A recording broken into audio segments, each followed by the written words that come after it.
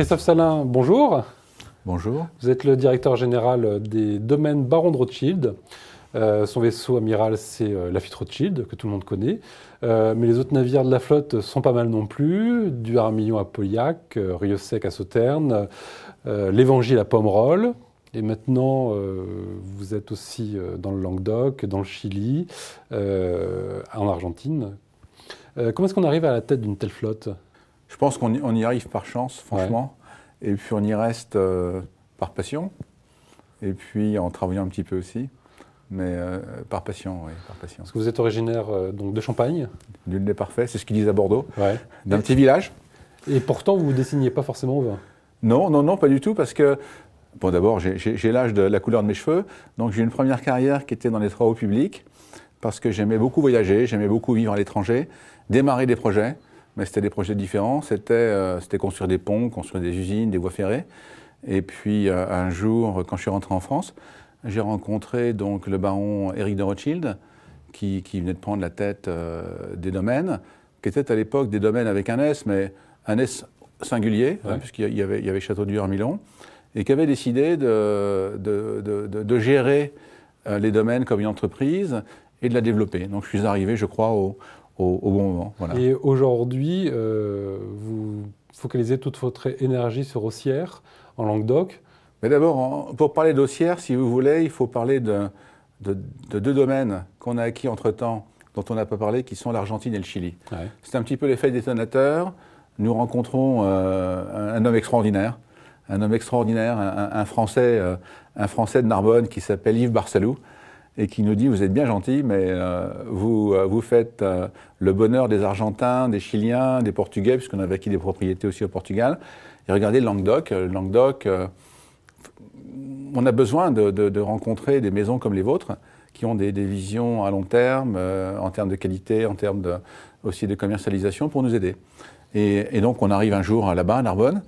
Moi, je connaissais un peu la région pour le pays de rugby, pays de vacances, pays agréable, et aussi une émergence de jeunes vignerons qui faisaient des grands vins. Donc, nous nous sommes laissés tenter par une aventure dans le bassin de Fontfroide. Ça a son importance, sur une vieille propriété de 600 hectares qui ne produisait plus de vin, mais qui était encore encépagée des cépages locaux. Et l'aventure démarre en 99. Donc, tout est à faire quand vous arrivez ? Tout est à défaire. Tout est à défaire d'abord, dans un premier temps. Ça c'est terrible. Hein. Ouais. Arracher de la vigne, c'est triste. Et puis, et tout est à faire. Et toute l'équipe s'y est mise, avec le baron en tête, ouais. Avec l'idée de faire renaître un vignoble qui avait été planté par les Romains et d'essayer un peu d'apporter un peu de bonheur, un peu de joie à cette région qui fait des grands vins, mais qui n'est pas assez connue. Alors, toute la difficulté du Languedoc, c'est d'arriver à produire des vins qui soient quand même pas trop concentrés, élégants, fins, et qui soient aussi le reflet de leur terroir. C'est un petit peu le challenge que vous avez voulu surmonter. Vous y êtes quand même plutôt arrivé. C'est quoi le secret ? En arrivant dans le Languedoc, qui est un pays de tradition viticole, ce qui est clair, c'est qu'on a étudié un petit peu le terroir, même beaucoup, puisqu'on a fait des fosses partout pour savoir ce qu'il fallait replanter. On a étudié les cépages qui sont très différents des nôtres, ouais. Puisque là-bas, on parle de Syrah, on parle de Mourvèdre, on parle de Grenache, on parle de Carignan. Ce ne sont pas les cépages bordelais, donc on les apprend. On discute avec les vignerons locaux, on discute avec maintenant les œnologues, les ingénieurs agronomes, et on dit on peut faire un grand vin, mais qui va rester dans le style des vins que l'on aime. C'est-à-dire, on va en Languedoc, mais on va essayer de faire un vin avec de l'élégance et aussi de la finesse. C'est ce qu'on cherche à faire. Alors, je ne sais pas si on y est maintenant, mais c'est vraiment ce qu'on cherche à faire. Ben écoutez, on va aller goûter ça tout de suite, et pour s'en rendre compte nous-mêmes, à tout de suite. Merci.